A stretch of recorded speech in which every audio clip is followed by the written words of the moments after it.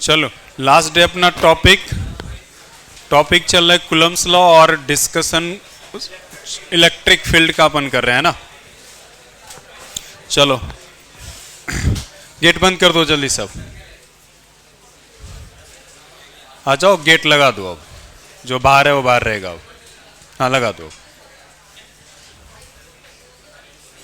चलो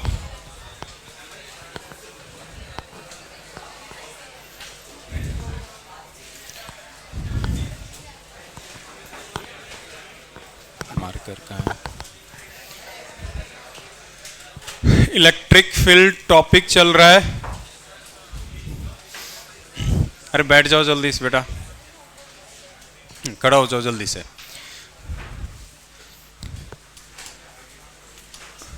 electric field बताओ। Linear charge distribution के लिए फॉर्मूला परपेंडिकुलर कंपोनेंट वाला। ई परपेंडिकुलर क्या होगा और ई पैरेलल। पहले परपेंडिकुलर बताओ, जिससे पूछे हैं उसी को बताने दो बेटा, फिर तुमको पूछेंगे। बेटा रिवाइज करके आए करो, इतना टाइम नहीं रहता। खड़े हो जाओ अभी बाहर। अच्छा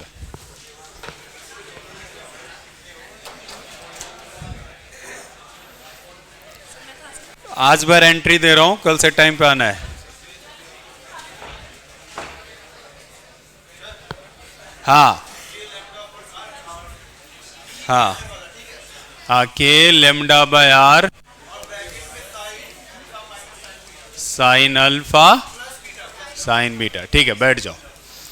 और अगर मैं ई पैरेलल पूछूं तो K lambda by R cos alpha minus cos beta. ठीक है, हालांकि इसका इतना ज़्यादा यूज आएगा नहीं। यूज जो आएगा, मान लो अगर दोनों तरफ इनफाइनाइट लेंथ का है और आर डिस्टेंस पर अगर इलेक्ट्रिक फील्ड पूछेगा तो 2k लेमडा बाय आर। इसी के सिमिलर है सेमी सर्कुलर का, इसका भी होता है 2k लेमडा बाय आर। अगर यहीं पर एक साइड पर इनफाइनाइट है और आर डिस्टेंस पर देखेंगे तो इसके दोनों ही कंपोनेंट रहेंगे, दोनों की वैल्यू सेम है। Yes k lambda by R. और इसी के सिमिलर अगर फॉर्मूला देखेंगे तो ये है क्वार्टर रिंग का, यहां पर भी दो कंपोनेंट इसका रहेगा और वैल्यू सेम है k lambda by R k lambda by R. फिर अपन ने रिंग की वजह से डिस्कशन किया था, तो आपने बताया था कि अगर ये रिंग है तो इसके सेंटर पर अगर इलेक्ट्रिक फील्ड पूछेंगे तो अपना डिस्कशन हुआ ये हो गया 0। और इसी रिंग का अगर एक्सियल पॉइंट x डिस्टेंस पर अगर पूछेंगे तो हाँ बेटा आप खड़े हो जाओ। हाँ x डिस्टेंस पर इसका चार्ज है q, इसका रेडियस है r। इलेक्ट्रिक फील्ड बताओ, जिसको पूछे उसी को बताने दो। याद है बेटा, रीड किए घर जाकर। कौन करेगा फिर ये काम? करे रहो। हाँ आप खड़े हो जाओ बेटा। बताओ इलेक्ट्रिक फील्ड के क्यू, हाँ 3/2। ठीक है बैठ जाओ तुम। तो कल पूछूंगा, कल फॉर्मूला सब बताएगी। ठीक है अभी बैठ जाओ तुम। चलो इसके बाद अपन ने यहां पर एक रिजल्ट का डिस्कशन किए थे बच्चों कि x की एक पर्टिकुलर वैल्यू पर इलेक्ट्रिक फील्ड मैक्सिमम था r/√2। Yes r/√2। और इसके बाद एक रिजल्ट बस आपके सामने रखा था कि अगर डिस्क है तो यहां से अगर इसका ये पेरीमीटर एंगल थीटा बना रहा है, चार्ज डेंसिटी सिग्मा है, तो इलेक्ट्रिक फील्ड का फॉर्मूला बताओ बच्चों। Sigma upon 1 minus cos theta.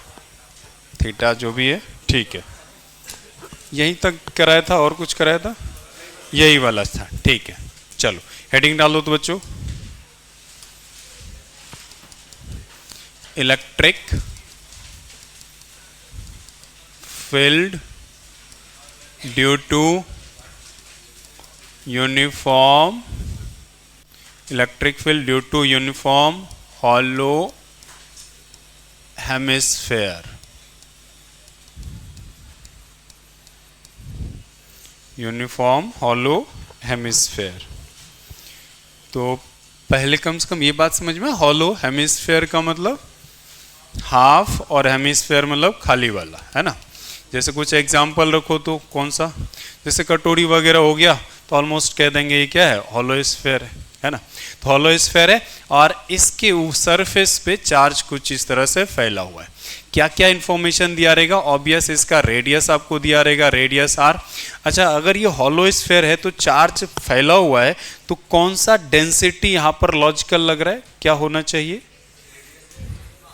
Surface या एरिया जो कह लो, सरफेस ही तो है, उसी पर चार्ज फैला हुआ है, तो आपको इसमें दिया हुआ रहेगा surface charge density, surface charge density, और इसको हम लोग सिग्मा से लिखते हैं। आपको एक ही लोकेशन पर पूछेगा और वो है इसका सेंटर, और सेंटर का नाम मैं पी रखता हूं। तो अब सीधा रिजल्ट आपको बताता हूं। इसका रिजल्ट होता है, पिछला बार डिस्क का रिजल्ट बताओ तो किसी पॉइंट पर क्या था, sigma upon 2 epsilon not 1 minus cos theta. ये रिजल्ट लिखने का मतलब है कि एक रिजल्ट याद रहे ना, तो उसी से कनेक्ट करके अपन दूसरा रिजल्ट भी लिख सकते हैं। तो जैसे sigma upon 2 pi epsilon not, ये वाला टर्म को हटा दो, बचा टर्म कितना है, सिग्मा अपॉन 2 एप्सिलॉन नॉट, तो यहाँ पर रिजल्ट आता है सिग्मा अपॉन 4 एप्सिलॉन नॉट। वहाँ 2 है तो उसके जगह पर 4 आएगा। अब बात करेंगे कि ये निकालना कैसे है।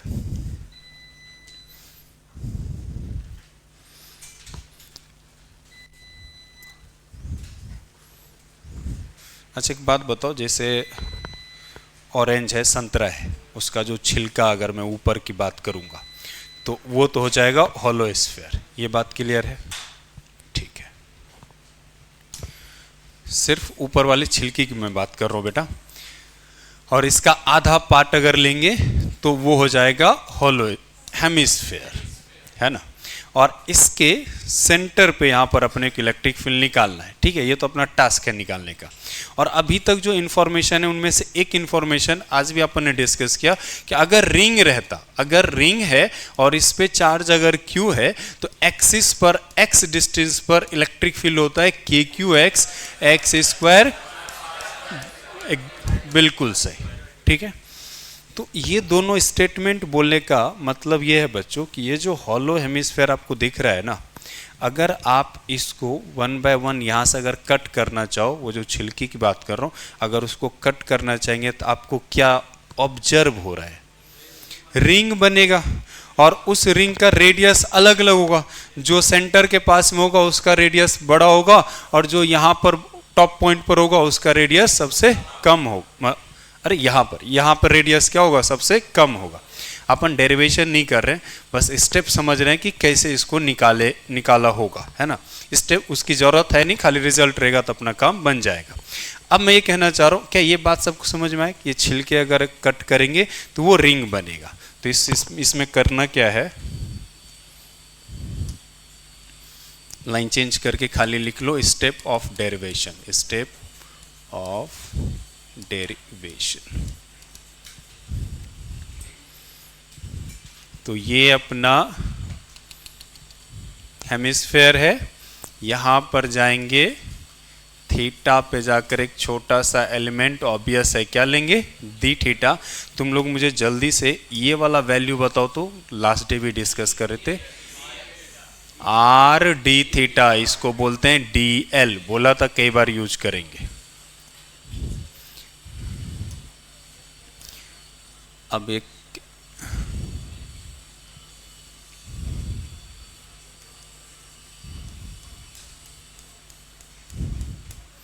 ये हाईलाइट करके बनाया हूं, ये इसी तरह से गोल बनेगा। ये एक तरह से क्या है, रिंग है, और उस रिंग, ये समझ में, छिलके पे अपन ने जो कट किया है वो एक रिंग है, और ये जो लेंथ है ये उसका विड्थ कह दो या जो भी कह दो।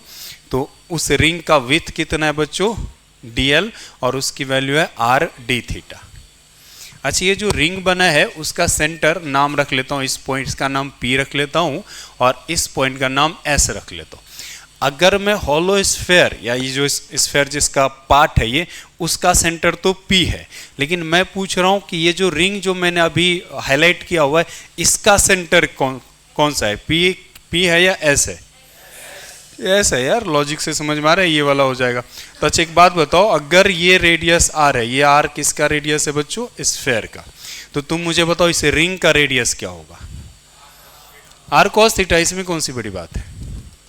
ये वाला डिस्टेंस क्या हो जाएगा बेटा, आर कॉस थीटा, और ये वाला अगर पूछ देगा तो ये बोलेंगे आर साइन थीटा। क्या यहां तक बात क्लियर है।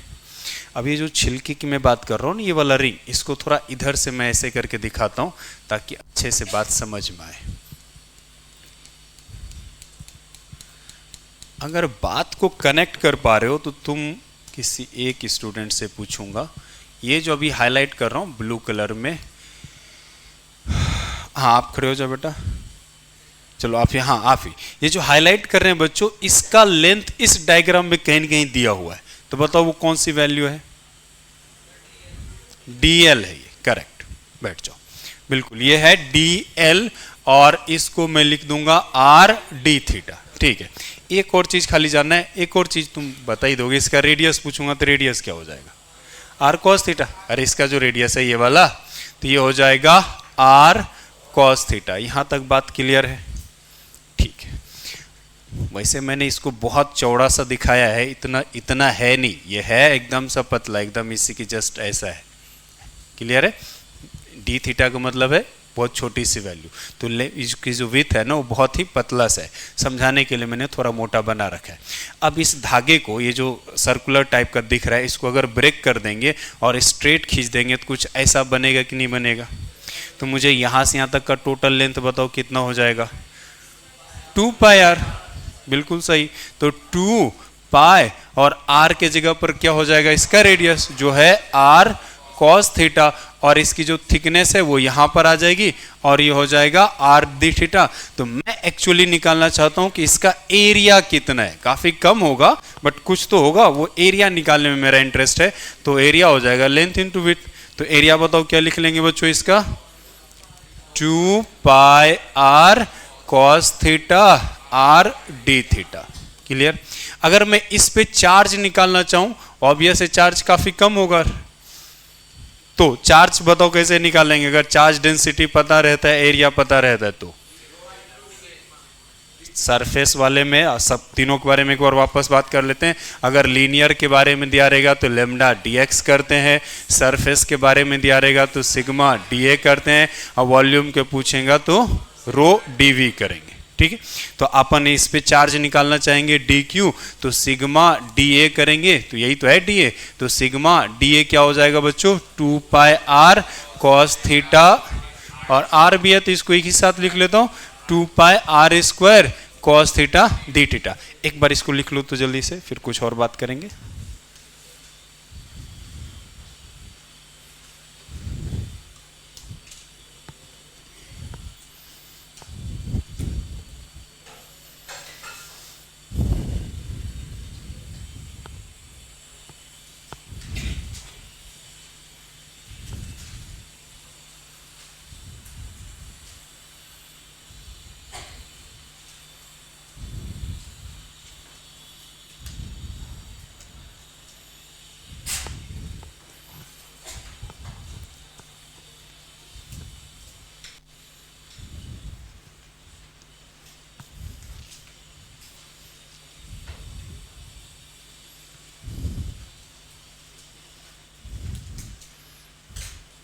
तो अब तुम लोग बताओ अगला स्टेप अब करें क्या। ये सब तो अपन ने तैयारी कर रहे, करना क्या है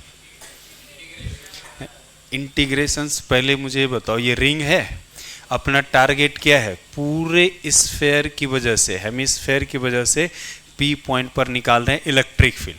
अभी अपन ने एक रिंग लिया है, अभी रिंग पे चार्ज कितना है बस इतना पता चला है, इस रिंग की वजह से हम यहाँ पर निकालेंगे इलेक्ट्रिक फील्ड। और ऐसा ऐसा ही बहुत सारा रिंग है, उसी इलेक्ट्रिक फील्ड को क्या करना है, इंटीग्रेट। क्या यहाँ तक बात समझ में आया।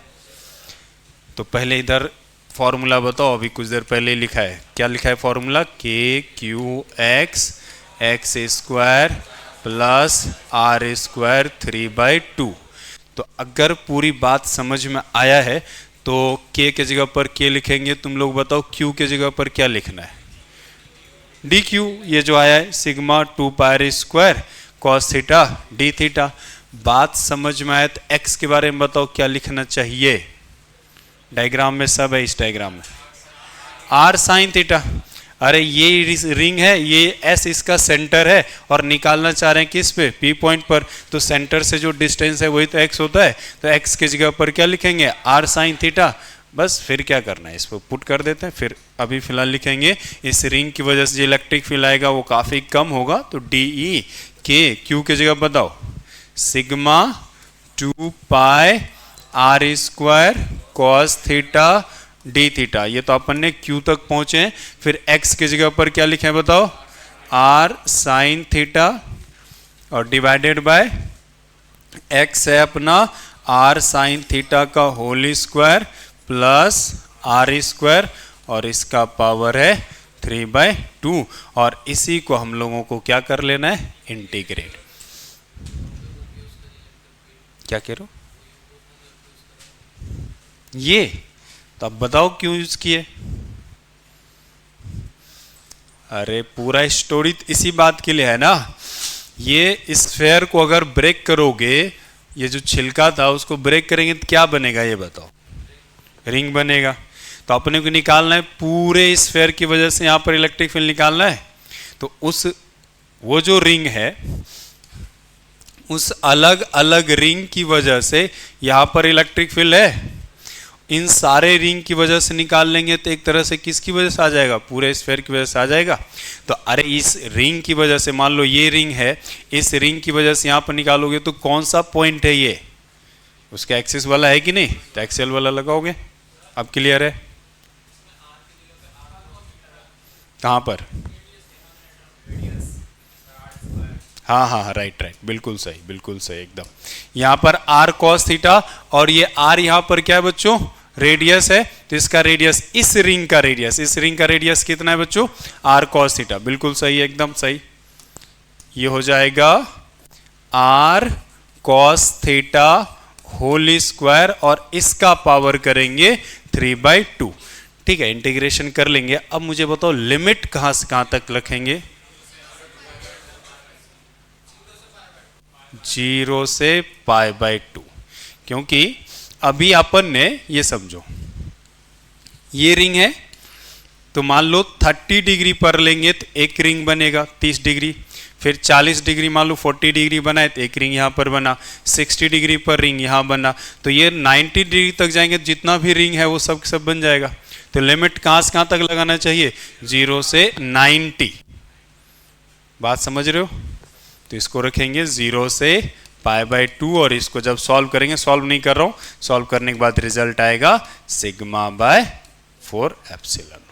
ठीक है, अब नोट डाउन करो जल्दी से, और ये तुम लोग सॉल्व करना है इसको।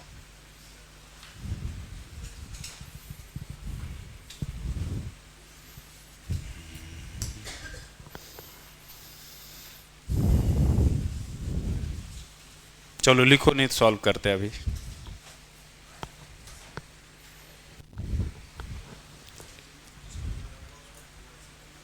क्या कह रहे हो,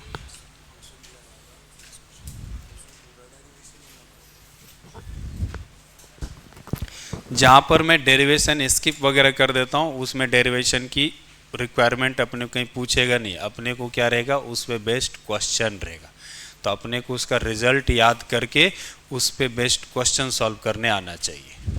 क्लियर, चलो इसको बस अब टाइम इस पे ज़्यादा स्पेंड करेंगे नहीं, इसको तुम सॉल्व करते रहना। ठीक है, चलो अब हेडिंग डालो तो बच्चों,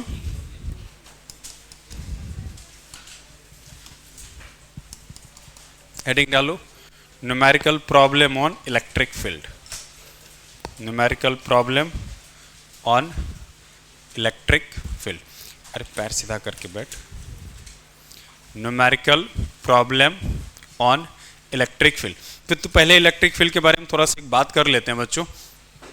मान लो दो चार्ज पार्टिकल है Q1 और Q2 और इसके बीच का डिस्टेंस R है, तो बताओ ये फोर्स कितना होता है बच्चों, K Q1 Q2 upon R²। ठीक है, अब अगर मैं इलेक्ट्रिक फील्ड के बारे में बात करूं तो इलेक्ट्रिक फील्ड है फोर्स एक्सपीरियंस। मान लो इस Q2 के जगह पर Q1 की वजह से यहां पर निकालना चाहेंगे इलेक्ट्रिक फील्ड, तो बोलेंगे Q2 को हटाकर क्या कर दो, 1 कूलम चार्ज रख दो, ये होता है इलेक्ट्रिक फील्ड। तो इसका मतलब है कि अपन ऐसा बोल सकते हैं कि Q2 की वजह से फोर्स कितना लग रहा है F, तो अगर यहां पर यूनिट कूलम रखेंगे तो फोर्स कितना लगेगा F/Q2। तो इन जनरल में लिख सकता हूं इलेक्ट्रिक फील्ड होता है फोर्स पर यूनिट चार्ज। या फिर फोर्स अगर निकालना चाहूंगा तो अगर इलेक्ट्रिक फील्ड पता है तो चार्ज से मल्टीप्लाई कर देंगे तो क्या निकल जाएगा, फोर्स आ जाएगा। अब एक बार लिखो ये सब चीज, कुछ क्वेश्चन करेंगे तो पूरी क्लियरिटी आ जाएगी। अरे कैसे भी मिटता है ये।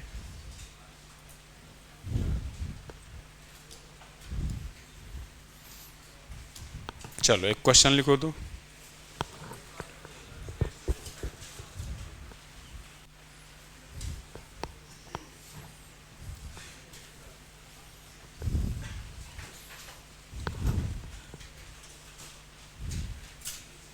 एकदम सिंपल सा एक क्वेश्चन है। Force experience by 4 microcoulomb is 10 I cap plus 8 J cap Newton. Find electric field and force experience at same point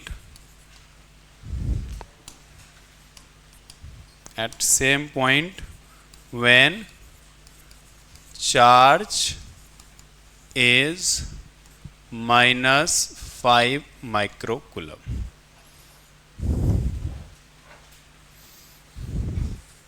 When charge is -5 microcoulomb. तो एकदम आसान सा है क्वेश्चन। फोर्स दे रखा है, चार्ज दे रखा है, पहले पूछा इलेक्ट्रिक फील्ड। तो बताओ इलेक्ट्रिक फील्ड अपन ने अभी तुरंत क्या सीखा बच्चों, फोर्स एक्सपीरियंस चार्ज से डिवाइड कर देंगे। तो बताओ यहाँ पर कितना हो जाएगा, ये 10 I cap plus 8 J cap और डिवाइडेड बाय चार्ज कितना है 4 माइक्रो का मतलब होता है 10 की पावर -6। ये हो जाएगा न्यूटन पर कूलम। चाहो थोड़ा बहुत सॉल्व कर दो, नहीं तो रहने दो इसी को। अब दूसरी बात पूछा है, क्या चीज बच्चों, फोर्स एक्सपीरियंस बाय -5 माइक्रोकूलम। अब बताओ कैसे निकालेंगे। तो अभी तुरंत बोला ना, फोर्स इक्वल टू, अगर मान लो इलेक्ट्रिक फील्ड आपने निकाल रखा है, चार्ज पता है, तो बताओ फोर्स इक्वल टू क्या लिखोगे, Q इंटू ई। इसमें क्या है, Q इंटू ई। Q के जगह पर लिखेंगे -5 माइक्रोकूलम और इलेक्ट्रिक फील्ड आपके सामने है 10 I cap 8 J cap 4 into 10 की पावर -6। चाहो तो सॉल्व कर लो, माइक्रो से ये वाला माइक्रो कट हो जाएगा, तो ये हो जाएगा -5/4 10 I cap 8 J cap. Micro से माइक्रो कट हो जाएगा और कूलम से कूलम भी कट हो जाएगा। फोर्स का यूनिट है न्यूटन, वही आ जाएगा। एकदम फॉर्मूला बेस्ड था ये क्वेश्चन।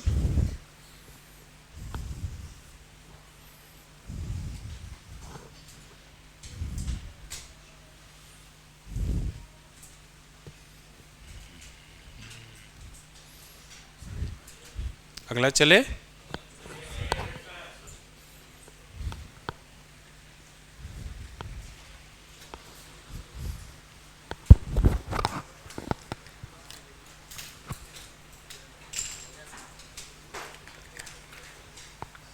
चलो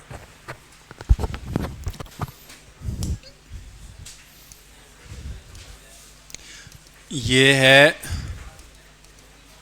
दोनों पॉजिटिव ले लेता हूँ।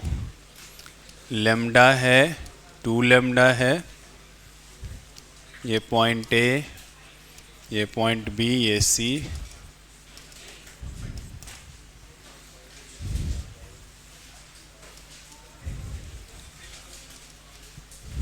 चलो डायग्राम बनाओ तो।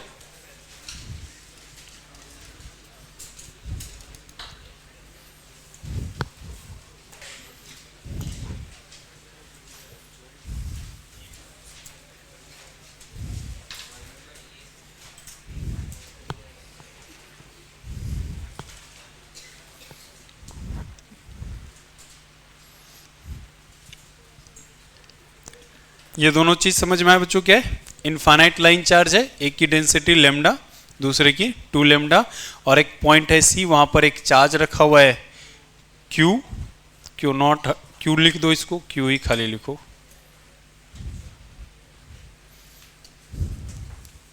क्यू, और इसका मास है एम। क्वेश्चन अब लिखना, a charge Q of mass M, a charge q of mass m is released at point C. A charge q mass m is released at point C. Find its acceleration. Find its acceleration at this moment. Find its acceleration at this moment. तो आप question क्या, एक बार के लिए उसको हटाओ, आप तो इस चार्ज को भी हटा दो यहां से, भूल जाओ कोई चार्ज है। आप इस सी पॉइंट पर इलेक्ट्रिक फील्ड निकालो इस दोनों की वजह से। तो ये क्वेश्चन किया हुआ है। इस वायर को नाम पहला नंबर वायर रख लेता हूं, इसका नाम दूसरा नंबर रख लेता हूं, तो E इक्वल टू लिखूंगा पहले वाले की वजह से इलेक्ट्रिक फील्ड अब प्लस दूसरे वाले की वजह से इलेक्ट्रिक फील्ड। सॉल्व करके बताओ जल्दी से।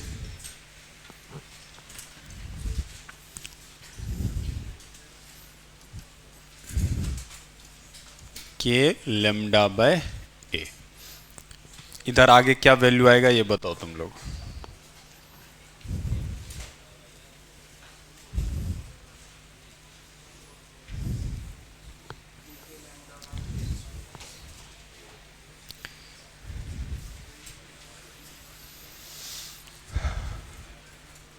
अरे ये क्वेश्चन तो आना चाहिए, क्वेश्चन क्या हुआ है तुम लोगों का? ये इवन बताओ बेटा क्या हो जाएगा, अलग अलग बात कर लेते हैं। फॉर्मूला है 2k लेमडा बाय आर, तो पहले वाले की वजह से लिखूंगा 2k लेमडा, और आर बताओ यहां से क्या हो जाएगा, यहां से यहां तक ए और यहां से यहां तक ए, यानी 2a, और E2 बताओ क्या हो जाएगा, सेम फॉर्मूला यूज करेंगे 2 और k, और लेमडा के जगह पर क्या है 2 लेमडा और डिवाइडेड बाय a, तो ये हो जाएगा कितना 4k लेमडा बाय ए। अब देखो यहाँ पर 1 कूलम का चार्ज रखेंगे तो आप एग्री करोगे कि ये रिपेल करेगा किधर, राइट साइड, ये भी पॉजिटिव चार्ज, ये भी रिपेल करेगा राइट साइड, तो नेट बताओ सेम ही डायरेक्शन में ऐड कर देंगे, यस, तो ये क्या हो जाएगा 5k लेमडा बाय ए। ये हमने इस दोनों की वजह से यहाँ पर कितना इलेक्ट्रिक फील्ड है वो निकाल लिया। अब जहां पर इलेक्ट्रिक फील्ड आपको पता है, अगर वहां पर आपने कोई चार्ज रख दिया Q तो उस पर फोर्स कितना लगेगा यार। तो अभी आपने डिस्कस किया कि जहां पर इलेक्ट्रिक फील्ड है वहां पर चार्ज रखोगे तो उस पर फोर्स लगेगा, और ये फोर्स कितना होता है F equal to Q into उस लोकेशन का इलेक्ट्रिक फील्ड। चार्ज कितना है Q ही है, और इलेक्ट्रिक फील्ड है 5k लेमडा बाय ए। पूछा हालांकि एक्सेलरेशन है, तो एक बार फोर्स निकल गया तो एक्सेलरेशन कौन सा बड़ा चीज है, इसी में मास से डिवाइड कर देंगे, है कि नहीं। तो एक्सेलरेशन बताओ, फाइनल आंसर क्या हो जाएगा बेटा F बाय एम, तो ये हो जाएगा 5k क्यू लेमडा और m a। यहाँ एक्सेलरेशन लिख लेना, a मत लिखना क्योंकि a यूज कर चुके हैं किसी और चीज के लिए।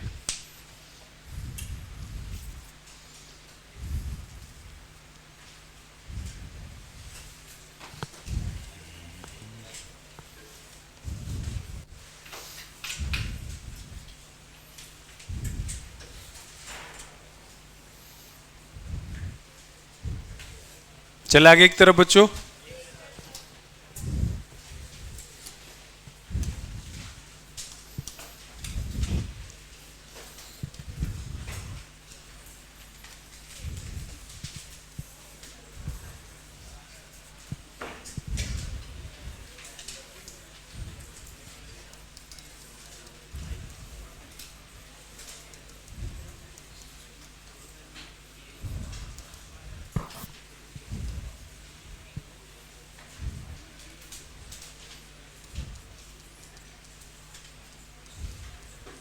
चलो डायग्राम बनाओ तो।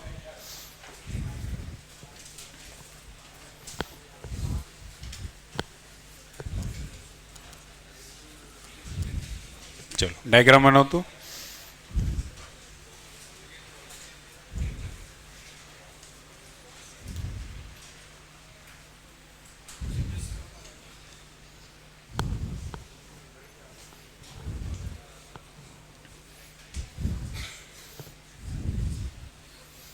क्वेश्चन लिखना, a charge particle of mass, a charge particle of mass 2 kg, a charge particle of mass 2 kg is projected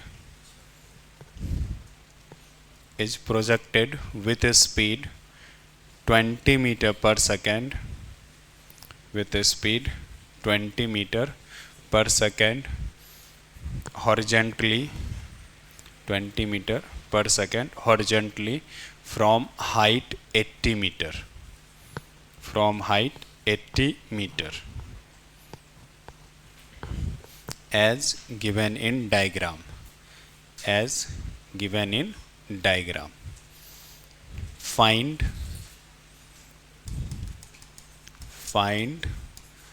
time of flight and horizontal range.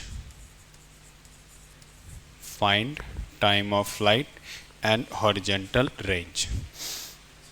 Question क्या है उसको एक बार के लिए हटाओ, तुम मुझे बस इतना सा बात बताओ, इसका मास कितना है बच्चों, 2 kg, तो इस पे एक तो फोर्स नीचे की तरफ mg लग जाएगा, और चूंकि ये चार्ज पार्टिकल है और कहाँ पर रखा हुआ है, इलेक्ट्रिक फील्ड में, तो इस पे एक फोर्स भी लगेगा, और वो फोर्स का फॉर्मूला बताओ तो बच्चों क्या हो जाएगा, Q इंटू ई, ये हो जाएगा। तो एक बात बताओ, इलेक्ट्रिक फील्ड डायग्राम में दिया हुआ किधर है, हॉरिजेंटली, तो ये पॉजिटिव चार्ज है, तो जिधर इलेक्ट्रिक फील्ड होगा उधर ही फोर्स लगेगा। तो अगर इतना लाइन में बोल रहा हूँ तो तुम लोग बताओ फोर्स इलेक्ट्रिक फील्ड की वजह से कितना और किस डायरेक्शन में होगा। यस, Q है 2 और इलेक्ट्रिक फील्ड है 5, तो Q इंटू ये हो गया 10, तो 10 इधर की तरफ लगेगा और वैल्यू हो गया 10 न्यूटन और हॉरिजेंटल डायरेक्शन, क्योंकि इलेक्ट्रिक फील्ड किधर है, हॉरिजेंटल। यहाँ तक क्लियर है। तो चूंकि दो डायरेक्शन में फोर्स लग रहा है तो दो डायरेक्शन में एक्सेलरेशन होगा। तो अगर मैं आपसे पूछूंगा एक्सेलरेशन बताओ क्या हो जाएगा, इसी का अगर निकालना चाहेंगे तो एक एक्सेलरेशन नीचे की तरफ, तो नीचे फोर्स लग रहा है 2g, 20 हो गया, मास कितना है 2, डिवाइड कर दोगे 20 डिवाइडेड बाई 2, तो नीचे की तरफ ऐसे भी अपने को पता है कि एक्सेलरेशन नीचे की तरफ कितना होता है 10 मीटर पर सेकेंड, और acceleration due to gravity. Horizontal direction बताओ कितना है, फोर्स कितना है 10, और इसका मास बताओ कितना दे रखा है 5, तो 2 डिवाइडेड बाई 5, तो ये इधर की तरफ मतलब दो एक्सेलरेशन है, एक नीचे की तरफ और एक हॉरिजॉन्टल डायरेक्शन। क्लियर है ये बात? ठीक है। इस पार्टिकल को फेंक दोगे तो ये नीचे कहीं न कहीं यहां पर आकर स्ट्राइक करेगा यहाँ पर, तो यहाँ से लेके यहाँ तक ये क्या है, हवा में है, तो यहाँ से लेके यहाँ तक आने में जो टाइम लगेगा जब तक वो एयर में है, जब तक हवा में है, वही इसका क्या कहलाएगा, टाइम ऑफ फ्लाइट। तो तुम बस इतना सा बात बताओ कि अगर इस लोकेशन का नाम मैं ए रखता हूँ और जहाँ पर फाइनली पहुँचा है उस लोकेशन का नाम बी रखता हूँ, तो अगर ए से बी तक आया है तो बताओ वाई डायरेक्शन में कितना डिस्प्लेसमेंट हुआ है और एक्स डायरेक्शन, एक्स एक्सिस पर कितना डिस्प्लेसमेंट हुआ है। वाई डायरेक्शन में 80 मीटर नीचे की तरफ, और एक्स एक्सिस में पता नहीं है कितना गया है, एक्स डायरेक्शन में अभी फिलहाल पता नहीं है, लेकिन वाई डायरेक्शन में अपने को पता है। क्लियर? अच्छा एक बात बताओ, स्टार्टिंग में इसको किधर की तरफ फेंका गया, हॉरिजॉन्टल डायरेक्शन में। क्या स्पीड था बच्चों बताओ तो? स्पीड था 20 मीटर पर सेकेंड। तो मुझे बताओ u ऑफ x कितना है, u ऑफ y कितना है। अरे ये तो x एक्सिस के लॉन्ग हो गया ना, तो u ऑफ x क्या लिखोगे 20, तो y एक्सिस के लॉन्ग कोई स्पीड नहीं स्टार्टिंग में, तो इसको क्या लिखेंगे 0। a ऑफ x बताओ, अरे ये रहा ना x एक्सिस के लॉन्ग कितना है 5, a ऑफ y बताओ 10, और ये नीचे की तरफ है, बाद में इस पे साइन अप्लाई करेंगे। ओके अच्छा s ऑफ y बताओ कितना हुआ है, तुम लोगों ने अभी बताया 80 मीटर, किधर की तरफ, नीचे की तरफ 80 मीटर लिख देता हूं डाउनवर्ड डायरेक्शन में। s ऑफ x अपने को तो निकालना है, ठीक है, s ऑफ x के बारे में बाद में बात करेंगे। अपने को क्वेश्चन है टाइम ऑफ फ्लाइट निकालना है और हॉरिजॉन्टल रेंज निकालना है। अच्छा एक बात बताओ, ये सब जो एक्सेलरेशन निकाला है इसकी वैल्यू 10 आया है, और x एक्सिस के लॉन्ग एक्सेलरेशन कितना है 5, मतलब ये कांस्टेंट वैल्यू है। तो अगर एक्सेलरेशन कांस्टेंट हो तो अपन 3-4 फॉर्मूला पढ़े हुए हैं, जैसे v equal to u plus a t, s equal to u t plus half a t square, v square equal to u square plus 2s। ठीक है, अब इतना सारा कुछ बोलने के बाद तुम मुझे बताओ ऐसा कौन सा फॉर्मूला यूज करूं जिससे कि अपना काम है वो टाइम ऑफ फ्लाइट निकालना, किस फॉर्मूले में जो गिवन पैरामीटर है इससे अपना काम बन जाए बस। s equal to u t plus half a t square. तब s में अपने पास दो वेराइटी है यार, y एक्सिस और x एक्सिस। y वाला लोगे क्योंकि y एक्सिस के लॉन्ग दिया हुआ इक्वेशन।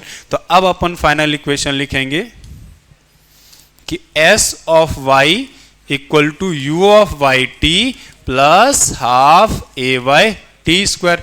जब इक्वेशन लिखोगे तो चूंकि ये वेक्टर क्वांटिटी है तो एक डायरेक्शन में ऊपर ले लेंगे पॉजिटिव, नीचे ले लेंगे निगेटिव। तो बताओ पार्टिकल किधर की तरफ, कहां से किधर आए बच्चों, यहां से यहां तक आए, तो इसका मतलब एक्चुअली किधर आए, नीचे।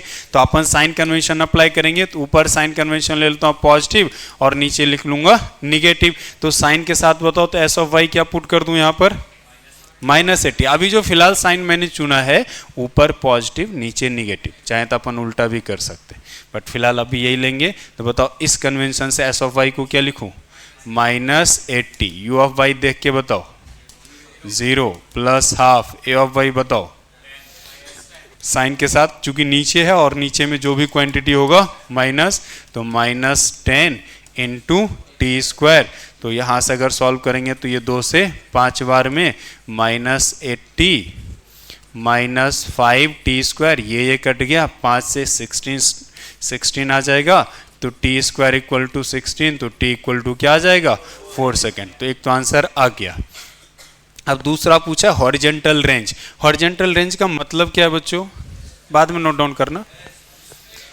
Displacement along x axis horizontal direction में। तो इसका मतलब है कि पार्टिकल यहां से मूव करके यहां तक पहुंचा है तो 80 मीटर नीचे आया, एक्स एक्सिस के अलोंग जितना गया है ना वही है रेंज। एक तरह से अपने को निकालना है रेंज, उसका मतलब है एस ऑफ एक्स। और एस ऑफ एक्स निकालना है तो कौन सा रिजल्ट यूज करना चाहिए बताओ, ये डिस्प्लेसमेंट वाला ही लिख दो एक्स एक्सिस के अलोंग। क्या लिखेंगे बताओ, s of x equal to u x t plus half a x t square. सारा इंफॉर्मेशन आ चुका है। यू ऑफ एक्स बताओ कितना है 20 ना, 20। टाइम पता चल चुका है यहां तक आने में 4। और ए ऑफ एक्स बताओ 5 और टाइम है 4 इंटू 4। अब नोट डाउन करो तो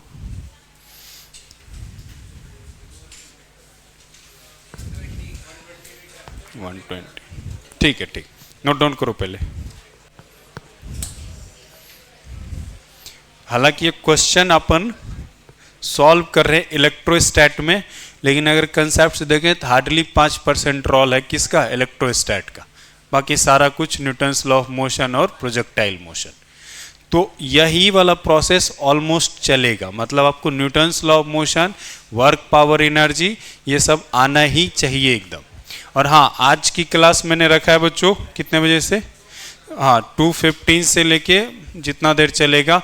और जिसका ये कन्वेंस वगैरह लगा रखा है तो वो चले जाना कन्वेंस से, बाद में डाउट क्लास में आके पूछ लेना, उसके लिए रुकना नहीं तो फिर बाद में विकल्प मिलेगा नहीं जो प्रोवाइड करते हैं ना।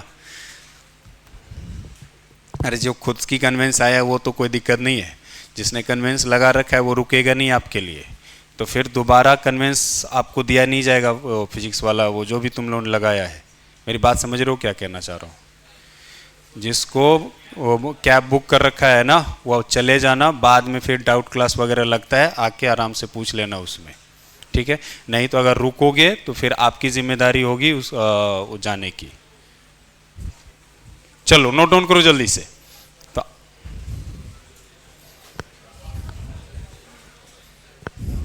सॉल्व करके बताना यार कितना आ जाएगा, 80, 2 से 2 बार में 5 दूनी 10, 40, तो ये हो जाएगा 120 मीटर। सॉल्व कर लिख लिया क्या बच्चों,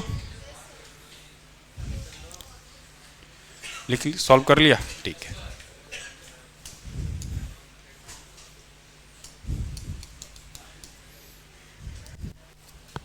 चलो एक और क्वेश्चन लेते हैं इसी टाइप का।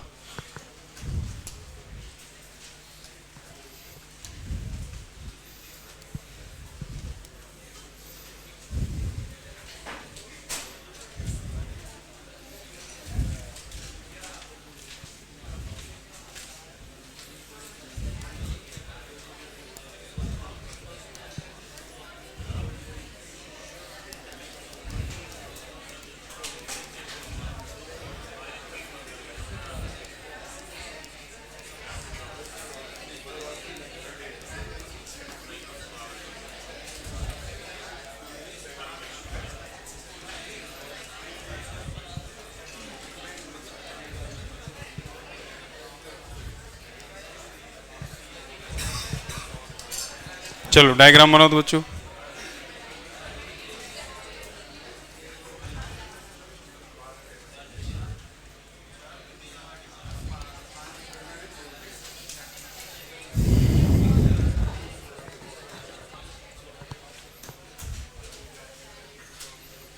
डायग्राम बनाओ।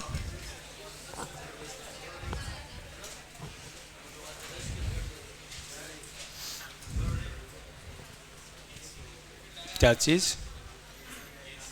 ए सी एक लाइन है, हॉरिजॉन्टल प्लेट है एक्चुअली, नीचे भी एक प्लेट है बी से डी, और इस प्लेट के बीच में यहाँ पर इलेक्ट्रिक फील्ड है 20 न्यूटन पर कूलम। एक चार्ज पार्टिकल ठीक बीच में एंटर हो रहा है। ये डायग्राम बनाओ, फिर क्वेश्चन लिखाता हूँ।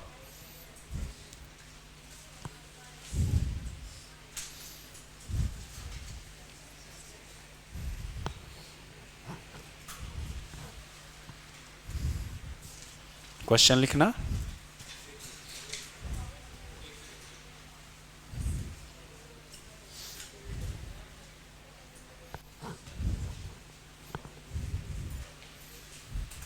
चलो क्वेश्चन लिखो। A charge particle of mass 10 coulomb, a charge particle of mass 10 coulomb enters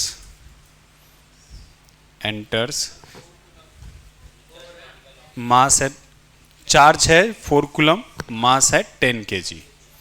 a charge particle of mass 10 kg enters symmetrically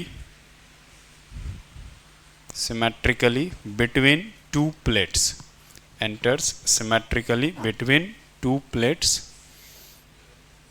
where vertical electric field is 20 Newton per coulomb, where vertically electric field is 20 Newton per coulomb. Find speed of charge particle.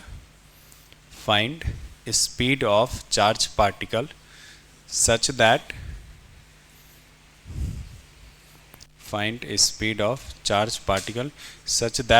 it crosses the point C.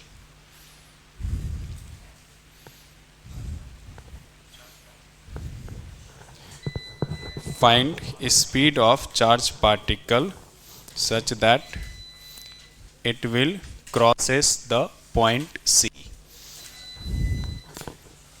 Bracket में लिख देना ignore gravity. Bracket में लिख दो ignore gravity.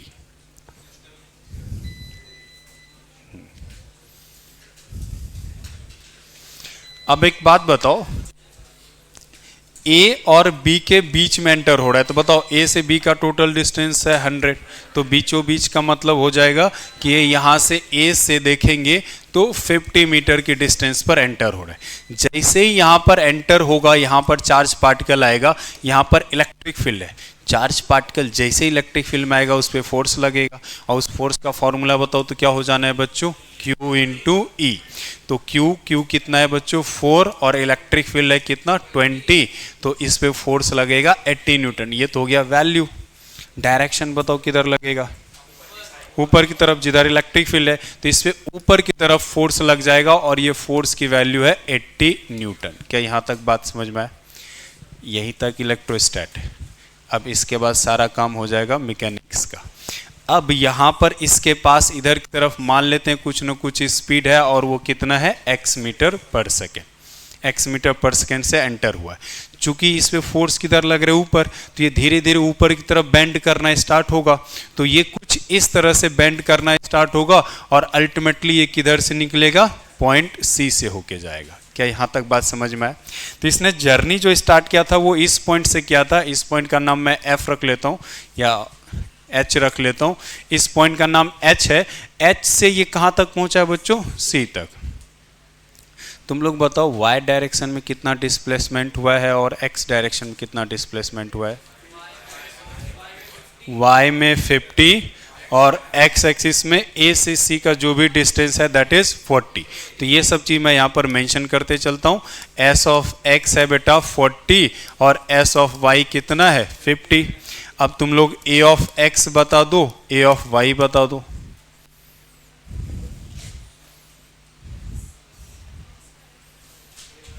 सब diagram में दिया हुआ है, कंफ्यूज बिल्कुल नहीं होना है। अरे जो भी फोर्स लग रहा है वाई एक्सिस पे लग रहा है ना, एक्स एक्सिस पे तो कोई फोर्स ही नहीं है, तो एक्स एक्सिस पे कोई फोर्स नहीं तो कोई एक्सेलरेशन नहीं, तो ए ऑफ एक्स क्या हो जाएगा, 0। अच्छा ए ऑफ वाई बताओ। तो जो फोर्स है उसमें मास से भाग दे दो, 80 डिवाइडेड बाई 10, तो ऊपर की तरफ हो जाएगा 8 मीटर पर सेकेंड स्क्वायर, किधर, ऊपर की तरफ। अब तुम लोग ट्राई करो थोड़ा सा क्या करना चाहिए। अपने को निकालना है वेलोसिटी, तो एक काम करो, वेलोसिटी बाद में निकालना, तुम लोग एक काम करो टाइम निकालो तो, कि यहां से यहां तक जाने में टाइम कितना लगेगा, 5/√। टाइम निकालने के लिए बताओ बेस्ट फॉर्मूला कौन सा रहेगा, S equal to u t plus half a t square, लेकिन कौन सा वाला, एक्स एक्सिस या वाई एक्सिस, वाई एक्सिस। अब सब कुछ हो ही गया तो फिर सॉल्व कर लो, इसमें क्या करना। तो एस ऑफ वाई हो जाएगा u y t plus half a y t का स्क्वायर। एस ऑफ वाई ऊपर की तरफ मैं ले लेता हूँ पॉजिटिव और नीचे निगेटिव, चूंकि पार्टिकल ऊपर ही गया है तो 50, वाई डायरेक्शन में कोई स्पीड है नहीं, प्लस हाफ एक्सेलरेशन भी ऊपर की तरफ है 8 इंटू टी का स्क्वायर, 2 से 4 बार में टी स्क्वायर इक्वल टू हो जाएगा 50/2, सॉरी 50/4। चाहो थोड़ा सॉल्व कर लो, 25/2, तो टी इक्वल टू हो जाएगा 5√2। अब क्या करना चाहिए यार, ये टाइम आ गया, अब क्या करें, v इक्वल टू, पहले वाले में क्या इक्वेशन बताओ तभी तो बात बनेगा। ठीक है, हाँ, s इक्वल टू, वही डिस्प्लेसमेंट वाला इक्वेशन लिखेंगे, s of x equal to u x t plus half x t square. s of x तुम लोग देख लो कितना है 40, राइट डायरेक्शन में मैं पॉजिटिव ले लेता हूँ, तो इसका मतलब ये हो गया 40। u ऑफ x यही तो निकालना है जिसको हमने कितना माना है x, और यहाँ से यहाँ तक जाने में जो टाइम लगा है वही तो है कितना, 5/√2। एक्सेलरेशन कितना है, x एक्सिस के लॉन्ग 0, तो आ गया आंसर। यस, तो ये हो जाएगा 5 से 8 बार में, तो उसकी जो स्पीड है कितना है बच्चों, 8√2 मीटर पर सेकेंड।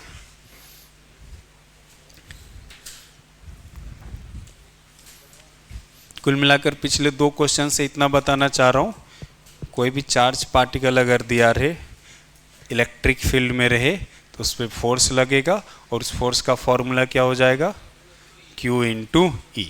एक बार इतना जैसे ही अप्लाई कर दिया, इलेक्ट्रोस्टैट का काम हो गया खत्म। फिर जो क्वेश्चन दिया रहेगा उस हिसाब से सॉल्व करेंगे। जैसे 1-2 और क्वेश्चन देता हूँ आपको,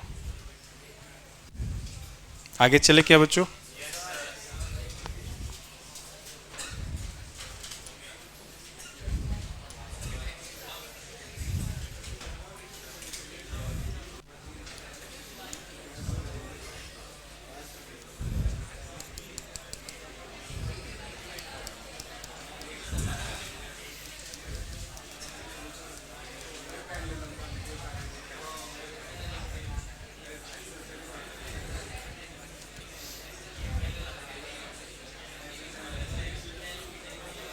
चलो डायग्राम बनाओ तो।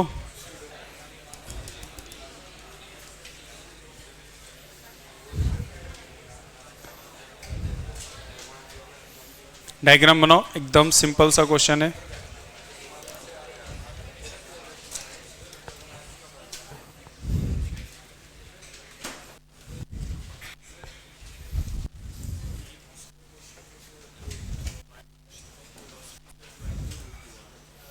तो वो पूछता तो लिख देते answer.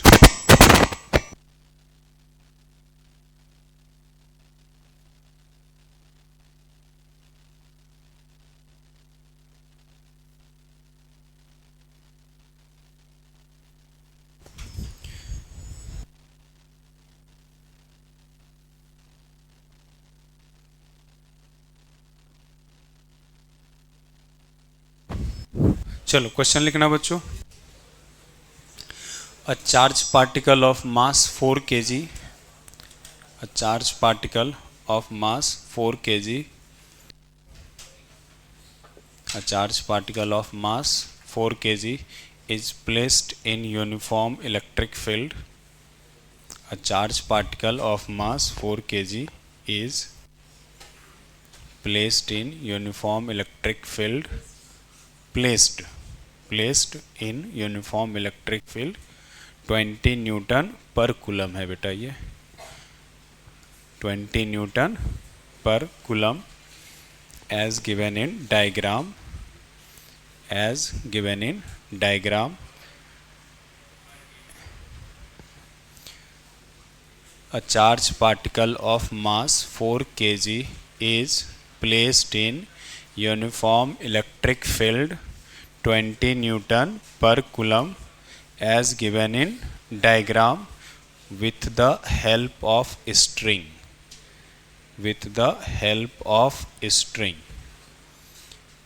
Find angle between string and vertical. Find angle between string and vertical. हाँ सर,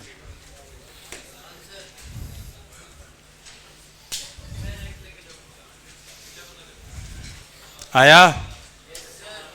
और इसमें क्या करना है, यहाँ पर ये मास है कितना बेटा 4 kg, तो आप एग्री करोगे एक तो फोर्स नीचे एक तरफ लगेगा कितना 4g, और इलेक्ट्रिक फील्ड किधर है हॉरिजॉन्टल डायरेक्शन में, तो इसकी वजह से एक फोर्स लगेगा। बताओ ये फोर्स कितना हो जाएगा Q इंटू ई। क्यू ई कितना हो जाएगा बताओ, चार्ज कितना है, चार्ज इस पर है 4 इंटू 20, तो ये वैल्यू कितना आ जाएगा 80। अच्छा चार्ज है 3, सॉरी,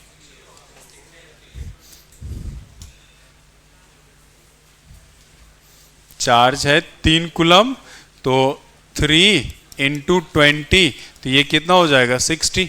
एक और है स्ट्रिंग, तो स्ट्रिंग किधर फोर्स लगाएगा इधर, और ये रहा टेंशन, तो ये एंगल थीटा है, तो आप एग्री करोगे ये एंगल क्या हो जाएगा थीटा।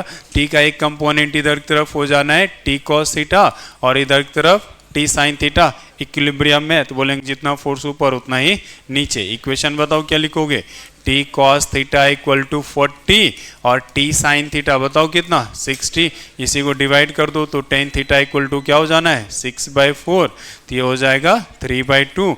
तो चाहो तो थीटा को इनवर्स में लिख लो। आसान सा क्वेश्चन, मेरे ख्याल सबसे आ गया होगा ये, ठीक है।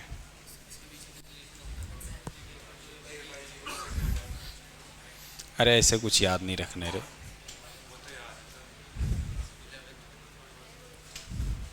सॉल्व करो इसको। अरे वो A/G दूसरा है रे, फ्लूइड का तुम लोग कह रहा है वो।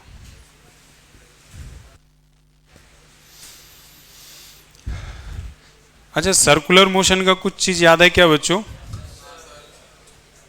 अब क्या चीज याद है वो पूछ लेता हूं। सर्कुलर मोशन में अगर पार्टिकल मूव करेगा, मान लो इसकी वेलोसिटी है v और यहाँ ये इसका रेडियस r, तो सेंट्रीपिटल एक्सेलरेशन बताओ क्या हो जाएगा v²/r या फिर ω²r। एक्चुअल में पूछना चाह रहा हूँ तुम लोगों से, पार्टिकल मान लो अगर यूनिफॉर्म वर्टिकल सर्कुलर मोशन करता है, यूनिफॉर्म नहीं रहेगा, तो इस पे यहाँ पर एक मिनिमम स्पीड देना पड़ता है। वो मिनिमम स्पीड कितना होता है बताओ, √5rg। अच्छा टॉप मोस्ट पॉइंट पर कितना रहेगा, √rg, यहाँ पर रहता है बेटा √rg। और यहाँ पर अगर पूछे तो चलो ठीक है ये नहीं भी याद है, चलो ये याद है ना, बॉटम मोस्ट पॉइंट पर होता है √5rg। चलो इसी से रिलेटेड एक दो क्वेश्चन लेता हूं।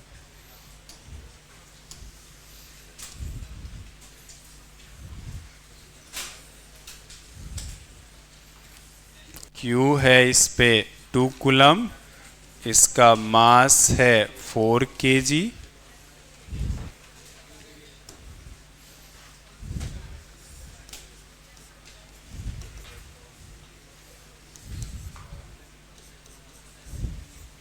चलो डायग्राम बनाओ।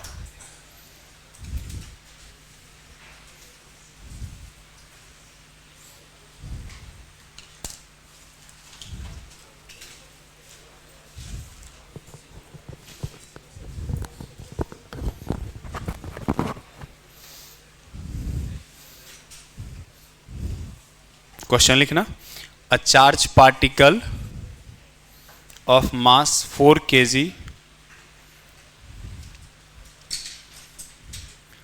a charged particle of mass 4 kg moving in vertical plane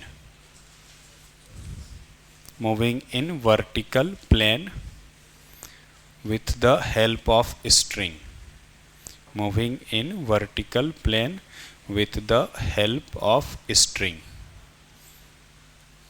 Find minimum speed at bottom point. Find minimum speed at bottom point such that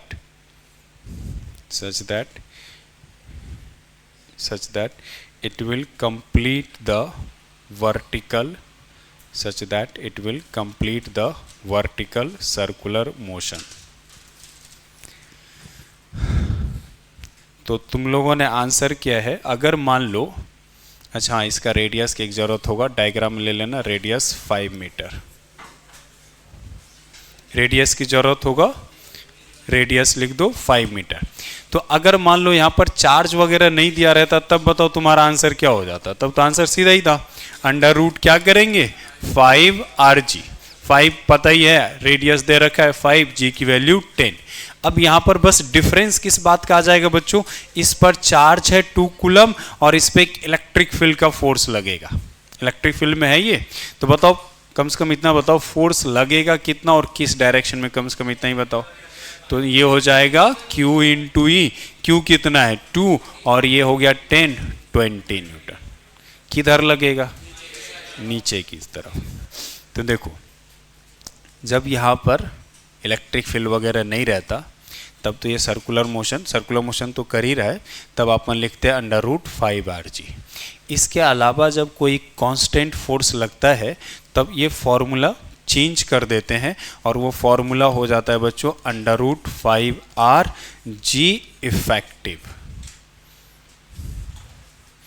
तो g इफेक्टिव निकालने के लिए जहां पर ये इक्विलिब्रियम पोजीशन, मतलब वर्टिकली अभी सस्पेंड करेंगे इसको बॉटम मोस्ट पॉइंट पर। अच्छा, ये फॉर्मूला कहीं देखा कि नहीं बच्चों? ये जी इफेक्टिव, ये सब कई जगह इसका यूज करते हैं, SHM वगैरह में यूज करते हैं। तो जी इफेक्टिव अगर निकालना चाहते हो तो आप क्या करो, इक्विलिब्रियम पोजीशन पहले पता करो। तो इक्विलिब्रियम पोजीशन मतलब सर्कुलर वगैरह नहीं कर रहा है, तो इक्विलिब्रियम पोजीशन मतलब वो वाला लोकेशन जहाँ पर उसको रख देंगे तो फिर वो मूव नहीं करेगा। तो वो पोजीशन बताओ कौन सा हो जाएगा? वर्टिकली नीचे एक तरफ यहाँ पर रहेगा, तो मूव नहीं करना है, ठीक है। तो इस लोकेशन बताओ, इस पर फोर्स कौन कौन सा लगेगा बच्चों? एक तो mg नीचे की तरफ लगेगा और एक इलेक्ट्रिक फील्ड लग रहा है, उसकी वजह से भी फोर्स किधर लग जाएगा? नीचे की तरफ, और वो फोर्स कितना है बच्चों? 20 न्यूटन।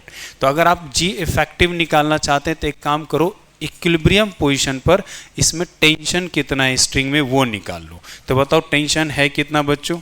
तो ये हो जाएगा 4g यानी 40, 40 + 20 कितना हो गया? 60। क्लियर? तो g इफेक्टिव होता है tension at equilibrium position divided by इसका मास। तो बताओ कितना हो जाएगा? टेंशन है कितना बच्चों? 60 और मास इसका है कितना? 4, तो इसकी वैल्यू कितना हो गया? 15। अब एक बार जी इफेक्टिव पता चल गया तो ये फॉर्मूला यूज कर लेंगे। तो बताओ minimum velocity bottom most point पर कितना हो जाएगा बच्चों? यस, बिल्कुल सही, ये हो जाएगा 5 R भी है 5 और G के जगह पर 15, तो ये हो जाएगा 5√15 मीटर पर सेकेंड। हालांकि कुछ कंसेप्ट थोड़ा 11 सबका है, तो कोशिश करो जो एक्सप्लेन करता हूँ इसी से इसको बस याद रखने का। ऐसा नहीं कि इसमें जैसे टेक्स्ट बुक वगैरह के भी क्वेश्चन करोगे, मॉड्यूल के भी क्वेश्चन करोगे, तो अगर इतना भी रिजल्ट अगर याद रह जाएगा ना तो इलेक्ट्रोस्टैट के क्वेश्चन आपसे बन जाएगा। तो अपने को पूरा इंटायर 11th क्लास को फिर से रिवीजन करने की ज़रूरत नहीं है। तो जो चीज़ एक्सप्लेन करता हूँ ना, बस इसको यहाँ पर समझना है। तो मतलब ये कहना है कि माइंड में कहीं से ये साइकोलॉजी नहीं बना लेना है कि यार 11th क्लास नहीं आया तो इसका मतलब अब मेरे को 12th क्लास भी नहीं आएगा। ये एक तरह से आपका बहाना हो गया। अगर आप अभी भी समझना चाहते हो तो जहाँ पर एक्सप्लेन करता हूँ बस वही पॉइंट आपको याद रखना है, बात खत्म। ठीक है,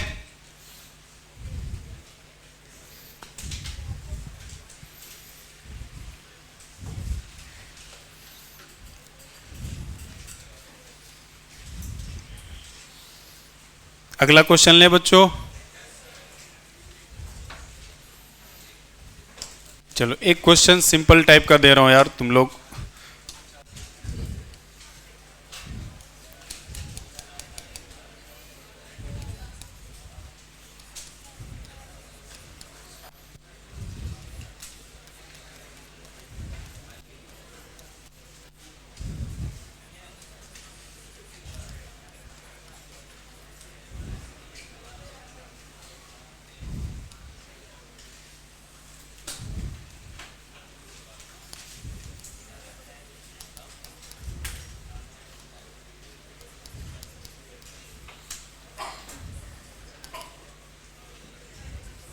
चलो डायग्राम बनाओ। तो एक सिंपल सा क्वेश्चन दिया है।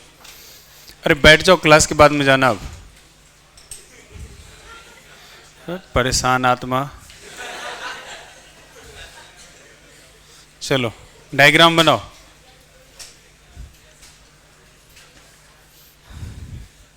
आ जाओ, क्वेश्चन लिखना। A charge particle 10 kg, a charge particle 10 kg projected with a speed 40 meter per second,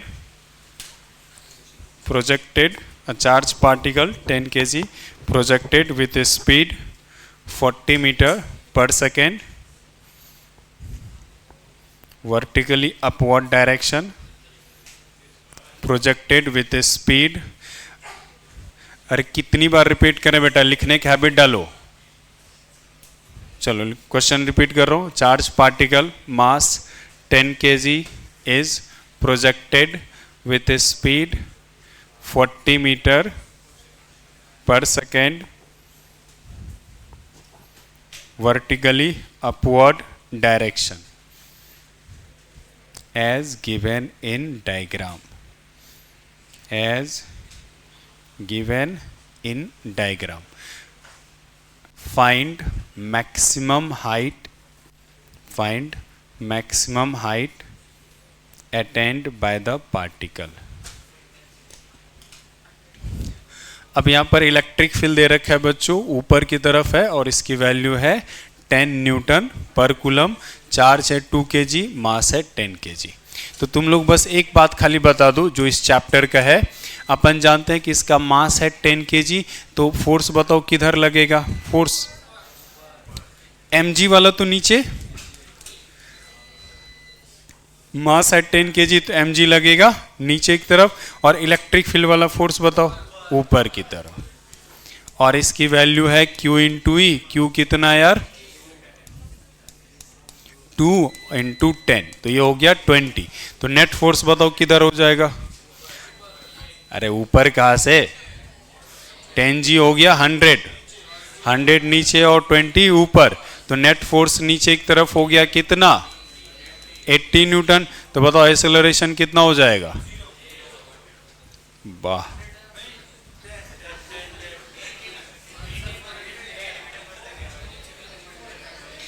इसका एक्सेलरेशन नीचे की तरफ हो जाएगा बच्चों। ये फोर्स 80, मास कितना है 10, 80 डिवाइडेड बाय 10, तो इसका एक्सेलरेशन नीचे की तरफ हो जाएगा 8 मीटर पर सेकेंड स्क्वायर। इसके बाद अब सॉल्व तुम लोग को करना है। कितना आया 100, 200/3। ठीक है,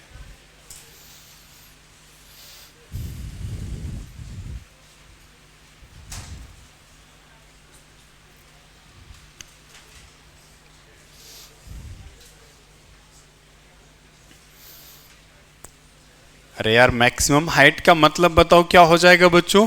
कहीं न कहीं जाकर पार्टिकल क्या हो जाएगा, अल्टीमेटली फाइन क्या हो जाना है, रुक जाना है। तो ये कितना हाइट पर जाकर रुकेगा ये अपने को निकालना है। ये मान लेता हूं कितना है, h। तो बताओ कौन सा फॉर्मूला बेस्ट रहेगा ये हाइट निकालने के लिए। अरे थर्ड इक्वेशन क्या होता है, इक्वेशन बोलो ना,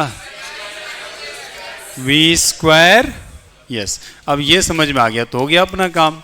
2as फाइनल वेलोसिटी क्या है, 0। स्टार्टिंग की वेलोसिटी कितना है, ऊपर की तरफ है प्लस का 40। 2 एक्सेलरेशन नीचे की तरफ है -8 और हाइट गया ऊपर की तरफ, वही हाइट निकालना है। मान लेते हैं वो h है, तो इसको इधर की तरफ लाओगे तो -40 इंटू 40 -2 इंटू 8 और ये हाइट निकालना है। माइनस से माइनस कट हो जाएगा, 8 से ये 5 बार में और 2 से ये 20 बार में। तो सही है आंसर। तो h हो जाएगा 100 मीटर।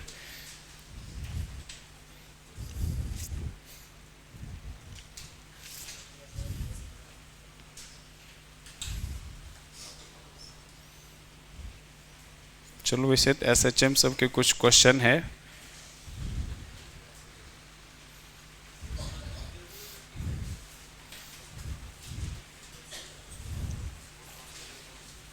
चलो हेडिंग डालो, तब दूसरा टॉपिक लेते हैं।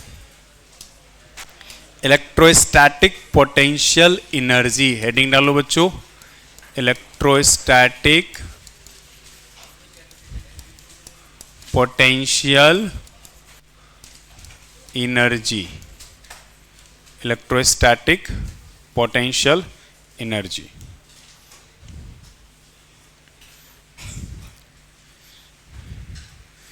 लाइन चेंज करके डेफिनेशन लिखना। Electrostatic potential energy, line change करके लिखना। अभी बैठ जाओ, क्लास के बाद जाना। अभी नहीं बैठो, क्लास किसके लिए है, 20 मिनट है। अबे 1.5 घंटा बैठ के पढ़ नहीं सकता है, ऐसा क्या इमरजेंसी आ गया तुमको। तो ये 15 मिनट का गैप दिया जाता है ना, उसमें वॉशरूम तुरंत से फिर से आ गया वॉशरूम। बैठ जाओ।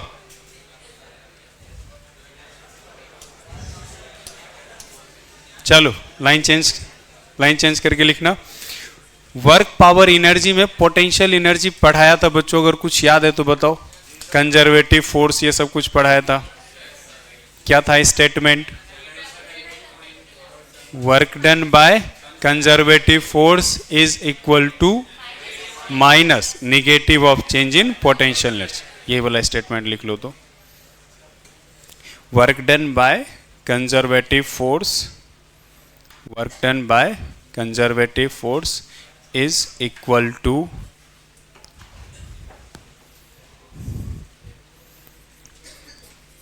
work done by conservative force is equal to negative of change in potential energy।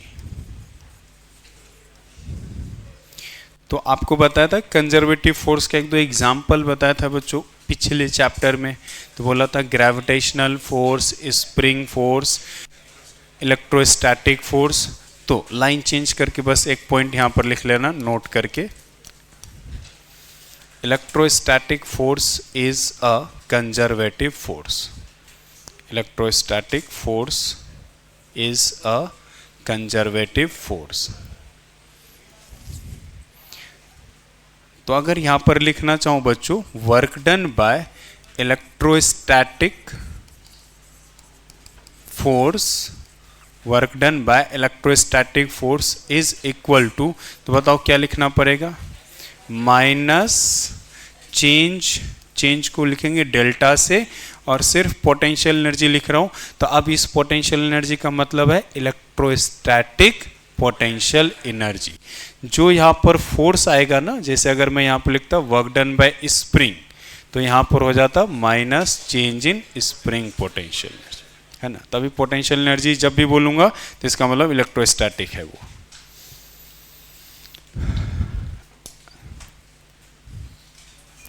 अब आपसे एक बात पूछता हूँ, मान लो एक चार्ज पार्टिकल है Q1 और एक चार्ज पार्टिकल है Q2 और अभी इसके बीच का डिस्टेंस मान लेता हूँ कितना है, x है।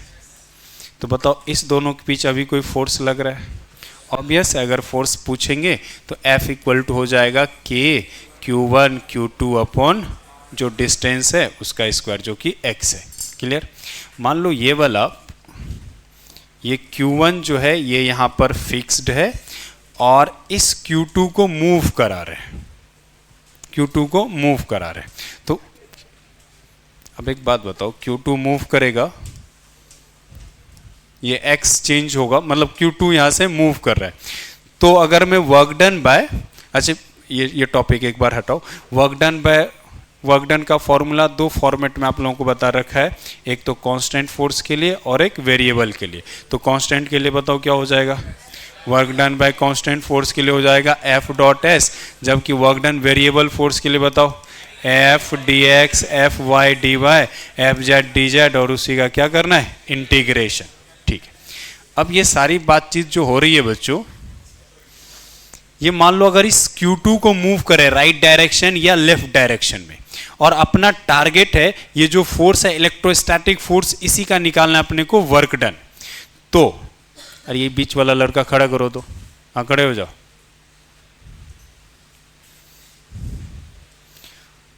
ये बताओ ये फोर्स कितना लग रहा है, दो चार्ज पार्टिकल के बीच फोर्स कितना लग रहा है? कॉपी लेके इधर आओ तुम। चलो, इसके बीच फोर्स लग रहा है बेटा K Q1 Q2 upon x square. Story ये चल रहा है कि चार्ज पार्टिकल किसको, Q1 को फिक्स रखा गया, Q2 को इधर डिस्प्लेस करेंगे, मूव करेंगे। तो यहां जो फोर्स लगेगा, इसी फोर्स का अपने को निकालना है कि ये वर्क डन कितना करेगा, इसी का वर्क डन निकालना है। अरे मेन टारगेट है अपने को work done by electric field, electrostatic force के द्वारा जो वर्क डन है ना, ये अपने को निकालना है। तो मैं ये बस पूछना चाहता हूँ कि अगर ये पार्टिकल इधर जाए, चाहे राइट डायरेक्शन में जाए, लेफ्ट या राइट जाए, तो ये जो फोर्स है ये कांस्टेंट फोर्स है या वेरिएबल फोर्स है? वेरिएबल है, ये सब मानोगे। तो वेरिएबल फोर्स के लिए अपना अप्रोच तो क्या है, इंटीग्रेशन की हेल्प से करेंगे। ठीक है, तो मैं एक बार मान लेता हूं ये Q2 जो चार्ज पार्टिकल है अभी फिलहाल x पर है और ये इधर की तरफ आया है, बहुत कम डिस्टेंस इधर की तरफ गया है, और ये मान लेता हूं कितना है, dx। क्या यहां तक बात समझ में आया? क्या कर रहा था तू? दिखाओ कॉपी वगैरह, कुछ क्वेश्चन। यही लिखा बस इतना सा।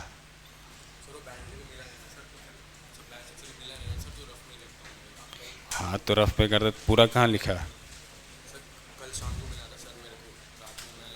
अरे उसकी बात नहीं कर रहा हूँ, अभी क्लास में इतना ही पढ़ाए हैं।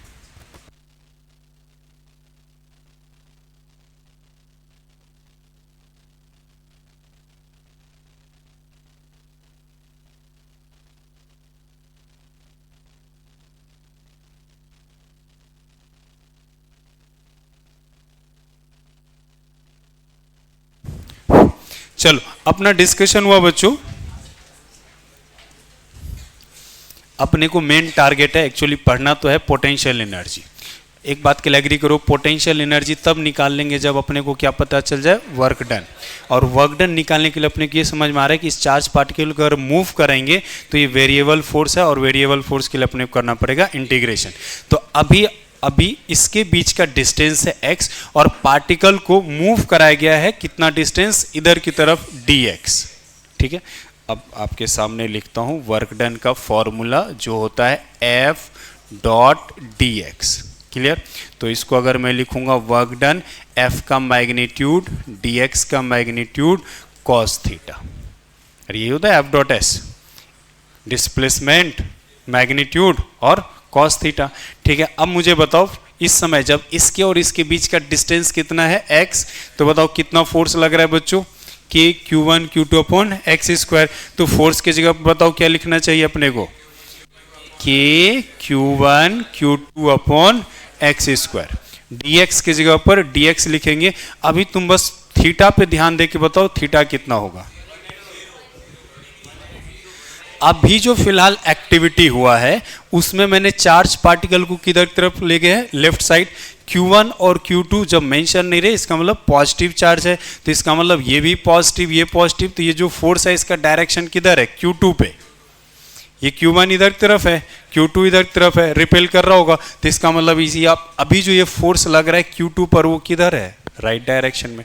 अब सोच के बताओ कितना, 180। हमने डिस्प्लेसमेंट किया किधर, लेफ्ट साइड में, और इस पे फोर्स किधर तरफ लग रहा है, राइट साइड। ठीक है, तो ये हो जाएगा cos 180। एक लास्ट पॉइंट देखो, ये जो फॉर्मूला है work done equal to f d x cos theta, ये क्या है बच्चों, मैग्नीट्यूड ऑफ एफ। ये क्या है बच्चों, मैग्नीट्यूड ऑफ डिस्प्लेसमेंट, और ये एक झंझट है इसका। ओके, और ये क्या है बच्चों, कॉस थीटा। इसके बारे में डिस्कस कर रहा हूं मैं। dx का मतलब क्या होता है ये बताओ तो पहले। हाँ, स्मॉल डिस्प्लेसमेंट, और है तो डिस्प्लेसमेंट ना, final value minus initial value. Clear.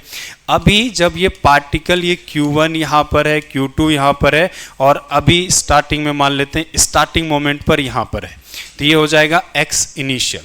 और जब इसको थोड़ा सा इधर डिस्प्लेस कर दोगे तो ये Q1 इधर आ गया और Q2 यहाँ आ गया, और ये कहलाएगा आपका x फाइनल। तो अगर मैं dx लिखूंगा तो ये क्या हो जाएगा बच्चों, x final minus x initial. क्या यहाँ तक बात समझ में आए? तो तुम मुझे बताओ dx की वैल्यू, अभी जो एक्टिविटी हुआ है जब पार्टिकल को इसकी तरफ लाया हूं, तो dx पॉजिटिव क्वांटिटी है या नेगेटिव क्वांटिटी? नेगेटिव हो गया ना। जब इसको पास लाओगे तो फाइनल जो सेपरेशन है वो कम होगा और इनिशियल क्या होगा, ज्यादा होगा। तो dx का मतलब होता है x final minus x initial. तो यहाँ फॉर्मूला में मैंने इसका मैग्नीट्यूड लिखा है, और खाली dx लिख दोगे तो ये dx एक्चुअली में नेगेटिव है। मेरी बात समझ रहे हो क्या? अपने को लिखना है पॉजिटिव वैल्यू, और खाली अगर dx लिख दोगे तो ये है नेगेटिव। तो अपने को क्या करना चाहिए बताओ, इसी में एक आगे लगाना पड़ेगा माइनस, ताकि ये क्या हो जाए, पॉजिटिव हो जाए। क्या ये बात समझ में आया क्या बच्चों? ये बात क्लियर हुआ क्या? ये जब फॉर्मूला अपन लिखते हैं एफ डॉट एस, और इसको सॉल्व करके लिखोगे एफ एस कॉस थीटा, तो ये कहलाता है फोर्स का मैग्नीट्यूड, ये होता है डिस्प्लेसमेंट का मैग्नीट्यूड। मैग्नीट्यूड मतलब हो गया पॉजिटिव क्वांटिटी। तो खाली अगर dx लिख दोगे तो ये नेगेटिव है। क्लियर हुआ ये बात? तो इसके आगे अपने क्या लगा लेना चाहिए बताओ? इसको एक बार इसको एक बार वापस से लिख लेते हैं। तो ये हो जाएगा k Q1 Q2 upon x square, ये लिखेंगे माइनस dx, और ये हो जाएगा cos 180। यहाँ तक क्लियर है बच्चों? तो ये हो जाएगा k Q1 Q2 upon x square, ये है माइनस dx, cos 180 की वैल्यू -1, ये -1 और यहाँ पर -1 कैंसिल होके +1 हो गया, ये हो गया dx। और अभी चूंकि स्मॉल डिस्प्लेसमेंट किए थे तो वर्क डन भी क्या होगा, स्मॉल होगा। अपने को निकालना है टोटल वर्क डन, तो अपने को इसी का क्या करना होगा, इंटीग्रेशन। तो इसको करना पड़ेगा k Q1 Q2 x square dx का इंटीग्रेशन। एक बार यहाँ तक लिखो तो जल्दी से।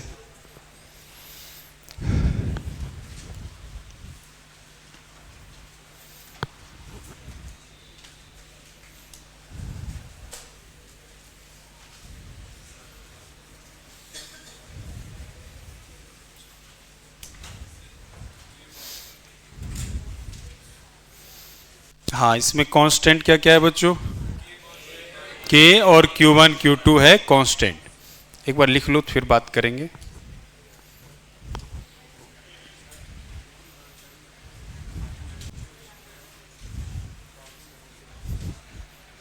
खाली मैग्नीट्यूड का लिखते बेटा, वर्क डन में होता है f का मैग्नीट्यूड, s का मैग्नीट्यूड, cos थीटा। और स्मॉल अगर लिखोगे तो f small displacement cos theta.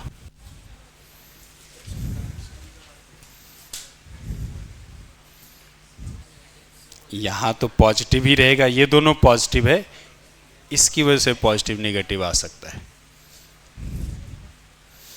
ये पॉजिटिव लिखना था, इसीलिए यहाँ पर क्या करना पड़ गया, माइनस लिखना पड़ गया। यार ये माइनस समझ में आए क्या? ठीक है। अब इसके नीचे लिखना इफ अरे जादू है यार। लिखना इफ इनिशियली,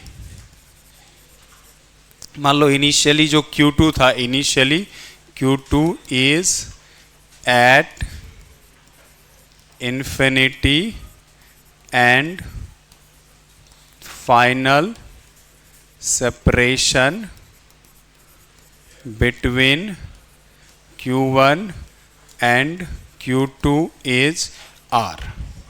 मतलब क्या है, अपने को लिमिट इसमें लगाना पड़ेगा। तो क्वेश्चन में ये इंफॉर्मेशन दे रखा है कि स्टार्टिंग मोमेंट पर Q1 Q2 इनफाइनाइट था, मतलब इसके बीच का डिस्टेंस बच्चों स्टार्टिंग में कितना है, इनफाइनाइट।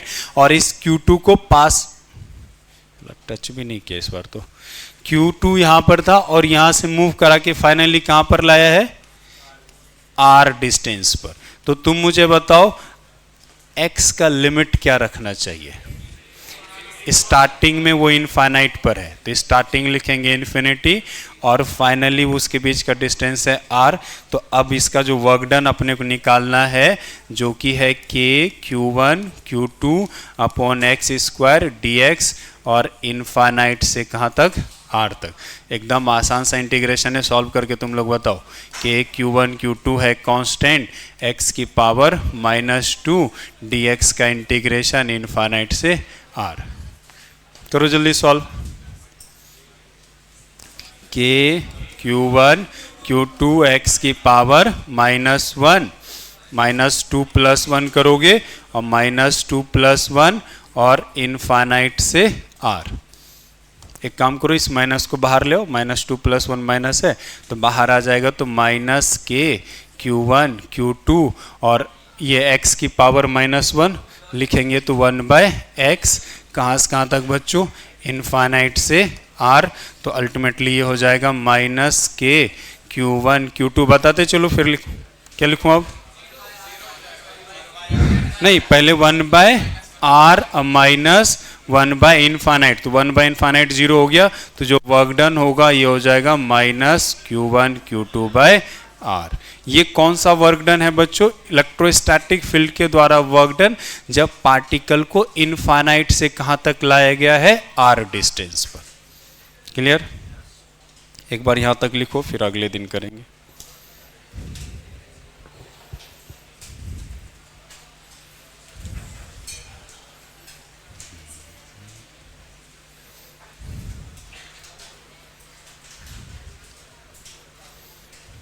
मॉड्यूल देना तो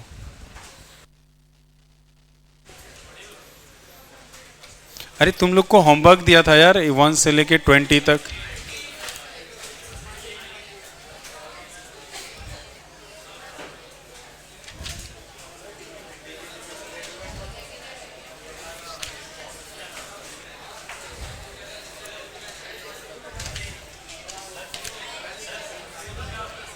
अभी कोई हम, हाँ स्टॉप कर दो।